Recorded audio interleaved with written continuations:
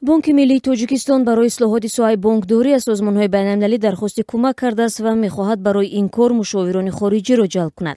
Дар ин бора дар дидори Ҷамолиддин Нуралиев, муовини раиси бонк, бо ҳайатҳои созмонҳои байналмиллалии молӣ сухан рафтааст. Дар ин дидор дар ҳафтаи гузашта аз ҷумла намояндаҳои Бонки ҷаҳонӣ, Сандуқи байналмиллалии пул, Бонки осиёи рушд, Бонки аврупоӣ босозӣ ва рушд ва чанд ниҳоди молии байналмиллалии дигар ширкат доштанд.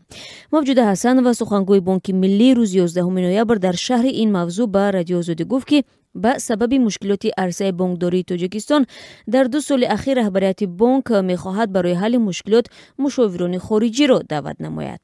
Шариф Раимзода, раиси собиқи Бонки миллӣ ва ҳоло раиси Кумитаи иқтисод ва буҷаи Маҷлиси намояндагон дар шарҳи тасмими Бонки миллӣ гуфт, бад нест агар барои ҳалли мушкилоти мавҷуда таҷрибаи хориҷиёнро ҳам ба кор баранд. Саиҷафар Усмонзода, раҳбари Ҳизби демократи Тоҷикистон ва вакили парлумони кишвар, аз тасмими Бонки миллии Тоҷикистон барои ҷалби машварачиҳои хориҷӣ истиқбол кард ва гуфт, айни замон набояд мутахассисони тоҷикро ҳам сарфи назар кард.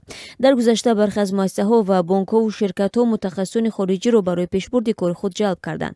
Аз ҷумла Орион бонк ин корро кард ва то ҳол вазифаи мудири куллии ширкати ҳавои Сомон-эро шаҳрванди хориҷӣ ба ӯҳда дорад.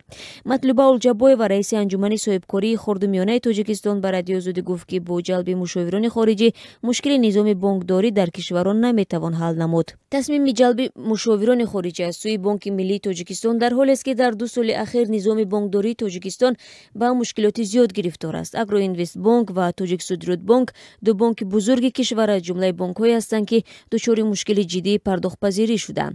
2 бонки дигар, Тоҷпромбонк ва Фунонбонк, муфлис эълон шуданд, вале Агроинвестбонк ва Тоҷиксудрудбонк бо ёрии давлат тавонистанд корашонро идома бидиҳанд.